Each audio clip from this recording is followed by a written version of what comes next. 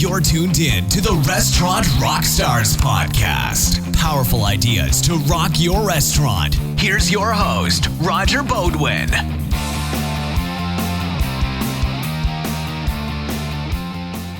Hey guys, welcome back to the podcast. It's Roger, and thanks again for tuning in.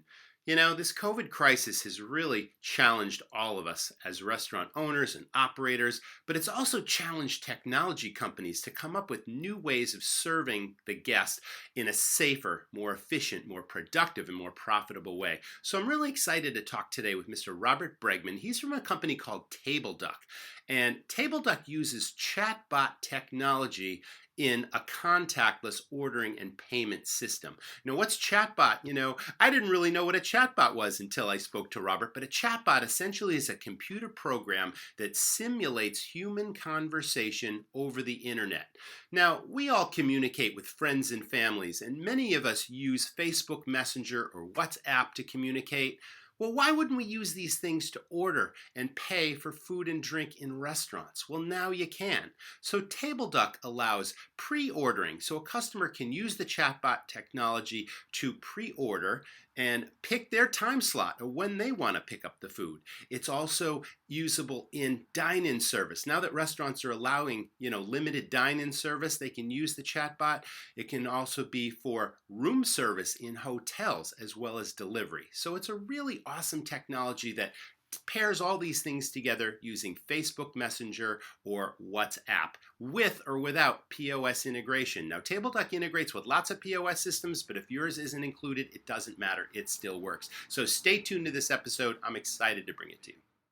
Welcome back, everyone, to the Restaurant RockStars Podcast, engaging topics that help restaurants build their brands, rock their profits, and deliver amazing guest service experiences. That last topic is exactly what we're talking about today. I'm with Mr. Robbert Bregman, and he is the CEO, founder of a company called TableDuck. And it's really interesting, especially during this time of COVID-19 with contactless, pickup and delivery that most restaurants are pivoting to. This is something you're going to want to pay attention to. Welcome to the show, Robbert. How are you today? Thank you. Thank you for having me in the show, and I'm doing fine. Thank you. Well, you offer a service that is linked with a chatbot, which is really interesting because restaurants are now transforming messaging apps like Facebook Messenger and WhatsApp into an ordering channel for their operation. So we're going to talk about all of that, but this is artificially intelligent based, is it not? So it's fascinating to me. Let's start by describing or defining what exactly is artificial intelligence and how does it work for TableDuck?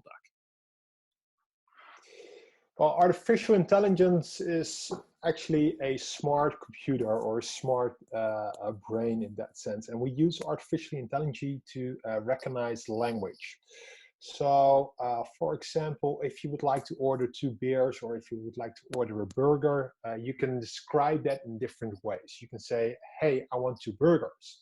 Or, hey, I would like to order 2 burgers. Or, hey, give me 2 burgers. Those sentences are actually all the same type of intent. You want to order and the product is burger and the amount is 2. And the AI that we use, the artificial intelligence, understands the intent of each sentence. So it understands that full sentence, it understands that you want to order, it understands that the product is a burger, and it understands that you want 2 of them. That is so incredible. I mean, that's interesting to me because technology moves forward all the time. And now we're talking about using this technology to help customers and restaurants order and pay through the chatbot. And a lot of people are used to chatting online with their friends. And this is taking a similar concept and applying it to now ordering and payment for the restaurant. So this works for pickup and delivery, whether you're in a hotel room or a house, or it even works for dine-in service in your restaurant.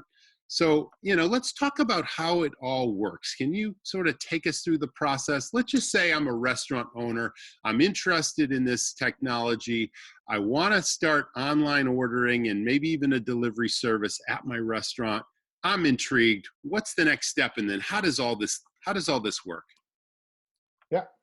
Well, the flow is relatively simple because there are multiple ways that you can let people know that chatbot is there, right? So if you have like a Facebook Messenger channel, the first step is to make sure that people are aware of that ordering channel. Dine-in, that can be easily done via, let's say, a QR code on the table. People scan that QR code and they go to that particular chatbot. We have a sort of a landing page in between where we offer the different ordering channels. It could be Facebook Messenger, could be WhatsApp, but we're also working on iMessage, so Apple Business Chat. But that's, let's say, a collective page where we offer the particular channels. Mm-hmm. And once you select the channel, you just open up a conversation and you start chatting.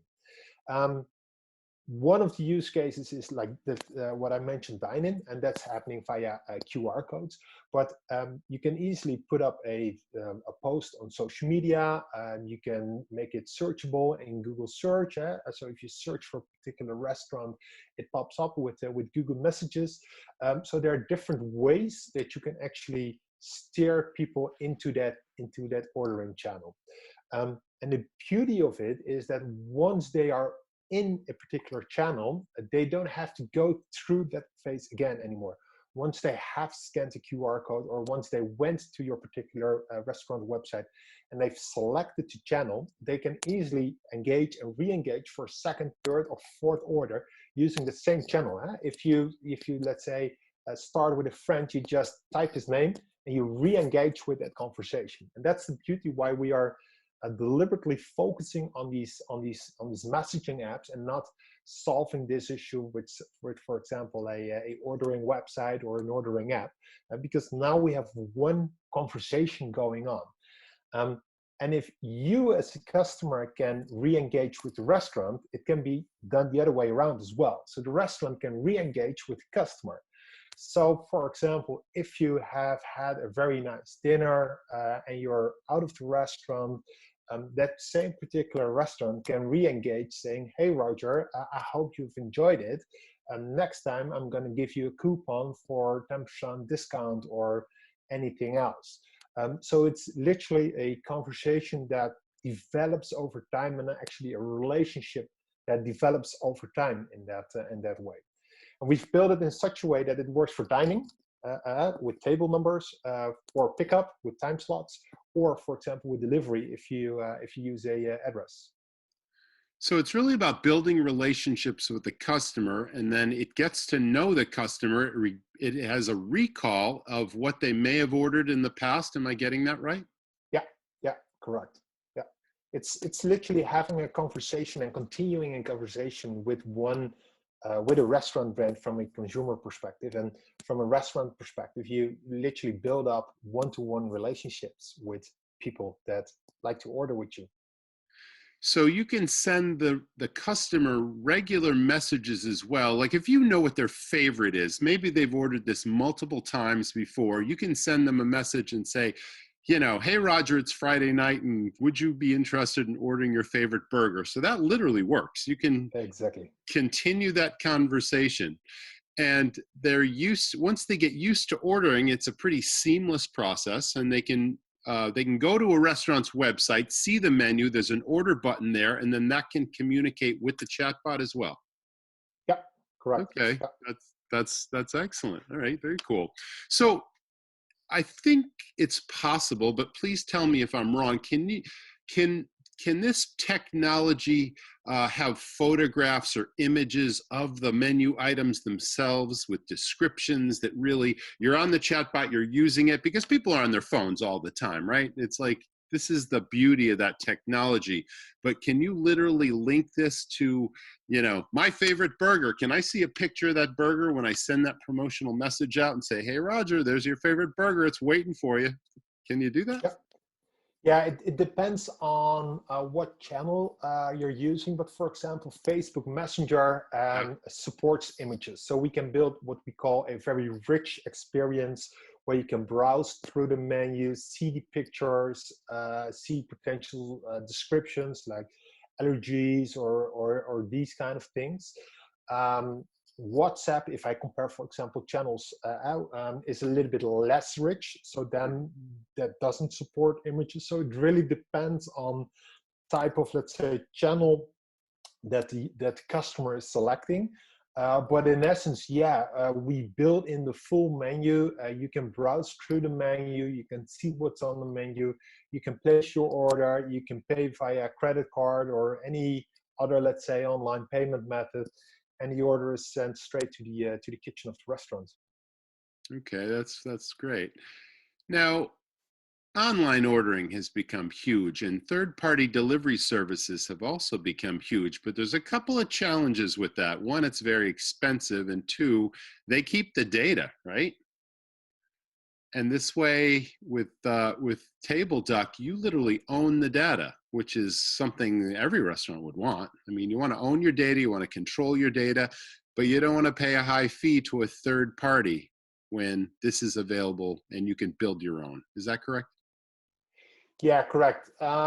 What we do is we work what we call a first-party ordering channel. So some restaurants already do have their online ordering website or even an online ordering app. And this is, let's say, on top of it, or let's say next to it. So it's first party. You control the full data set. It's building your own relationships. We are just the service provider that delivers the, let's say, intelligent software, the chatbot technology, but the rest is all restaurant owned. It speaks the way the language, it speaks the way the restaurant wants. For example, we can customize the name of the chatbot. We can customize its tone of voice. It's literally your own virtual agent or your own virtual ordering tool. I see. Now, when a customer places an order, Robbert, can they select the time that they want that food to be picked up, or does it automatically transmit that to the kitchen as soon as a customer places an order, and it somehow informs the customer, oh, it's going to be 20 minutes or a half an hour? Or what if the kitchen's getting crushed right now? It's Saturday night, it's 7 o'clock, and there's like 100 orders in front of this one that comes in. Is there a way to communicate any of this information to the customer so that they're not waiting an excessive amount of time? That was probably two questions, but I think you know what I'm going with it. Yeah, so to answer your first question, yes, you can select time slots. So in 2 hours in advance, and you can put your order in, make sure that the order is ready at 2 p.m. or whatever time you prefer. To answer your second question, we are not there yet, but we're moving into that direction, exactly how you've described it. But before we do that, it's really dependent on the way we do integration with the restaurant. So we integrate with the restaurant POS for sending that order in, or any other, let's say, integration software like Olo or any kind of platform. And once we get that signal back, we can literally send that to the customer. Yes, so if we get the signal back from the POS or from the ordering management tool that's used in the restaurant, hey, we're running out of time, it's going to be 10, 15, 20 minutes later, we can definitely push back that message directly into the channel, to the customer. So literally the customer gets a WhatsApp or a messenger message, hey, sorry, we're running late, it's going to be 30 minutes later. Great. Yeah, I mean, communicating with your customers is so important, and not inconveniencing them and keeping them informed, even though this is an automatic system that's automated where the restaurant owner is really not controlling all this. It's all happening behind the scenes, which lets him take care of the other 1,000 details of running the restaurant. I like that part the best. Now, we talked about integration. Now, you're integrated with several leading POS systems. Are you adding more all the time? But I also understand you don't need a POS, and you'll still get a dashboard, and you'll still get notified whenever an order comes in. So let's talk about all of that. Yeah, we do integrate with POS, and that's our, let's say, preferred route to do it, because from a restaurant operational point of view, that's the easiest, because literally when somebody places an order, and that could be dine-in, that could be delivery, could be pickup, that order will be sent straight to the kitchen, and you only see the printer going or the kitchen screen that you have. You literally don't see anything else besides that happening. I do have to say that with so many restaurants out there. There are also so many POS systems out there. Yes, there are. And we do not integrate with them all. Some are more advanced, and then we're happy to integrate. Some are less advanced or less capable, and then we just simply can't. So that's why we also offer a standalone solution. That means that there's no integration at all with the POS required.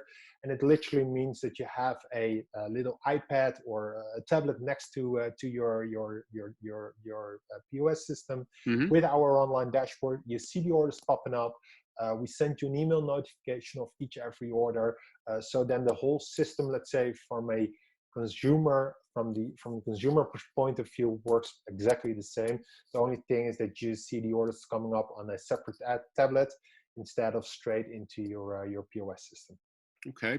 Let me ask a somewhat technical question about a customer that somehow wants to modify an order.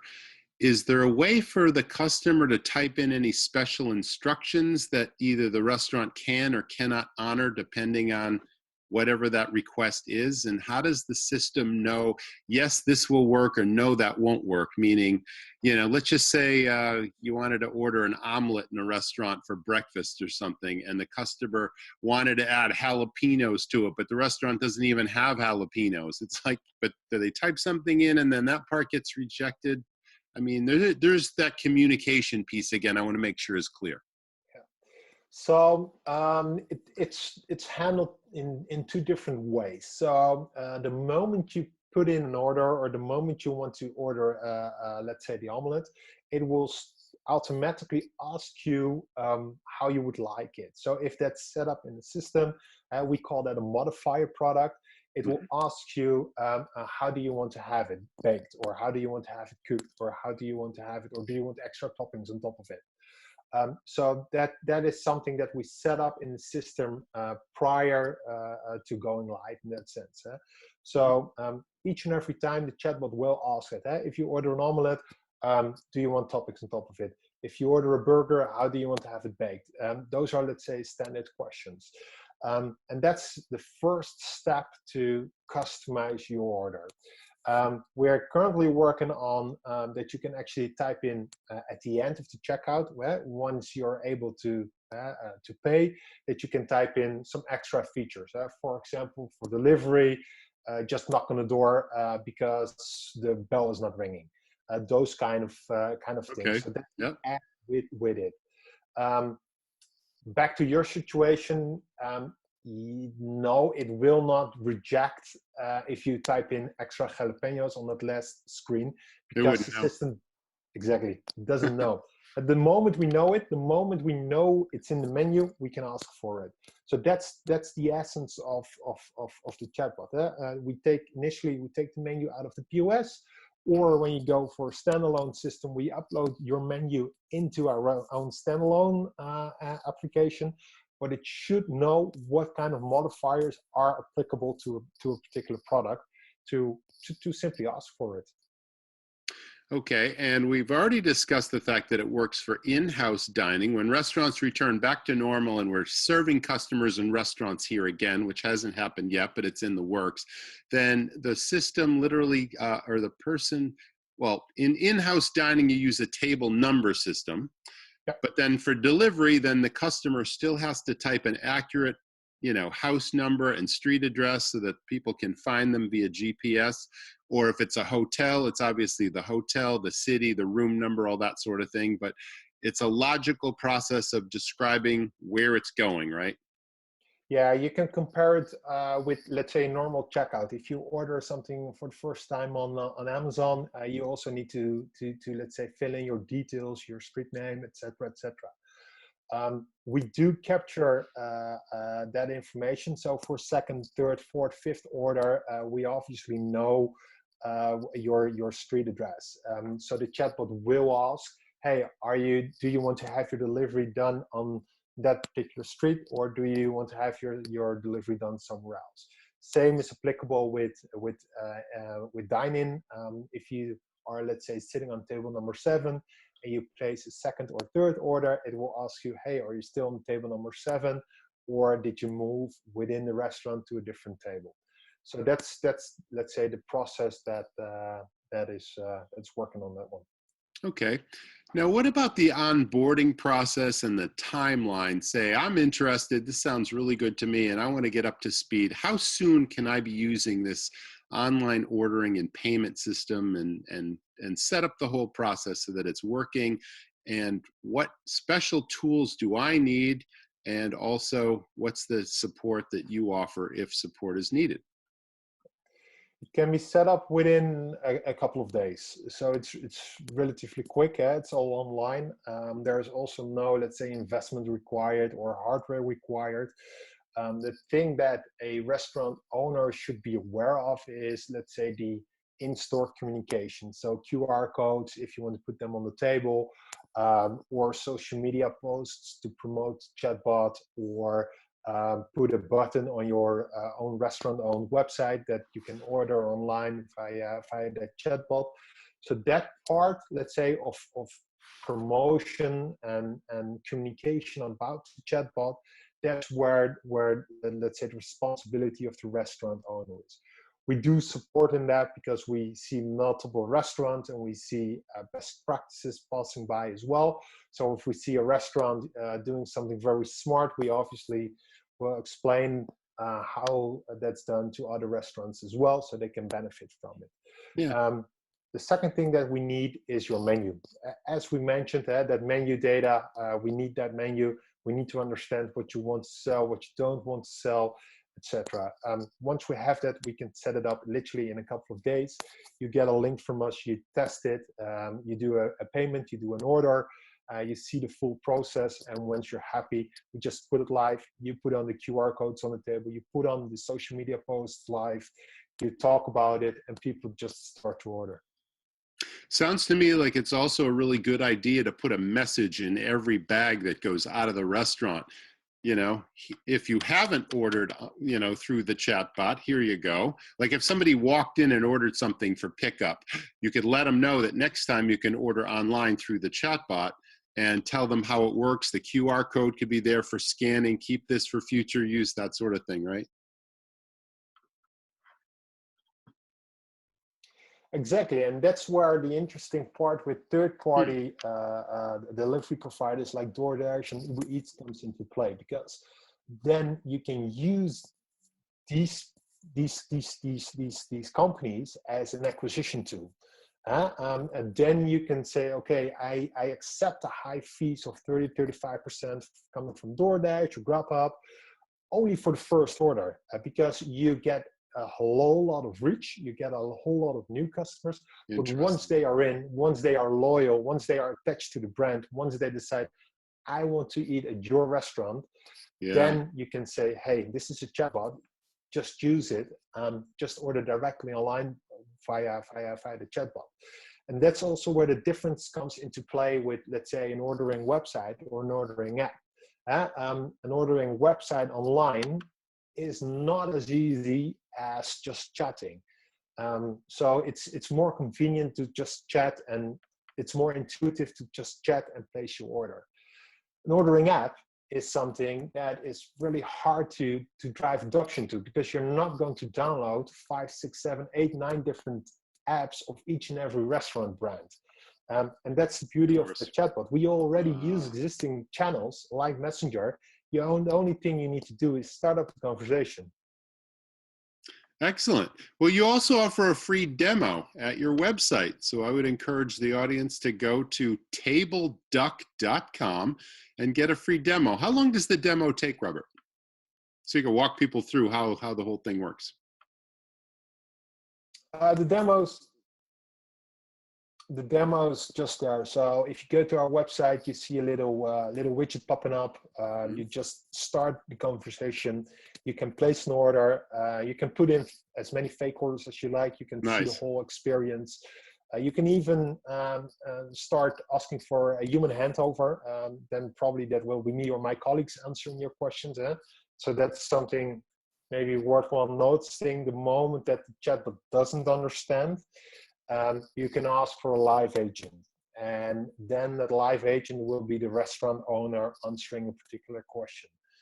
Thinking about, hey, can I bring my dog to the restaurant? We don't know the answer to that question. Right. And then the chatbot hands it over. but yeah, our demo is there to play around with.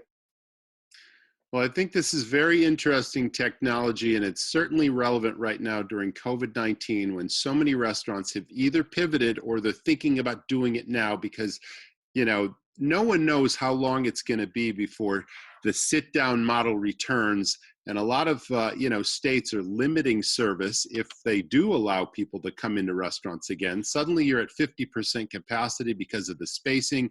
You need this third, this new profit center, and you're offering an easy way to think about that and to get that set up. So I appreciate you joining us on the show today, Robbert. Thank you for bringing TableDuck to us.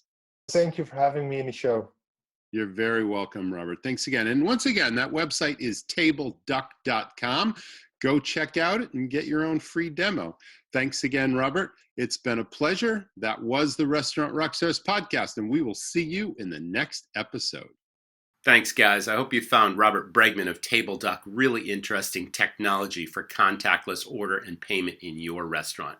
Wanted to let you know that I'm teaming up once again with my fellow industry professional, Jamie Oikel of runningrestaurants.com. About a month and a half ago, we did a virtual show that brought in 20 plus of the leading industry speakers, all talking about topics that would help you through the COVID crisis. Well, Jamie and I are doing it again solo next week, Tuesday the 21st of July, and we're giving you a crash course in restaurant finances. We're going to give you systems and tools to put a complete inventory system in place in your restaurant to calculate your true food and beverage costs. We're going to talk about labor costs, menu design for maximum profit, daily break even, as well as how to train your staff, not just to serve your customers, but to sell. No order takers allowed here. We're going to teach you how to train your staff how to sell, as well as powerful marketing ideas that build affinity with your customers, as well as new and repeat business. So once again, Tuesday, July 21st, the registration can be found at www.virtualrestaurantshow.com.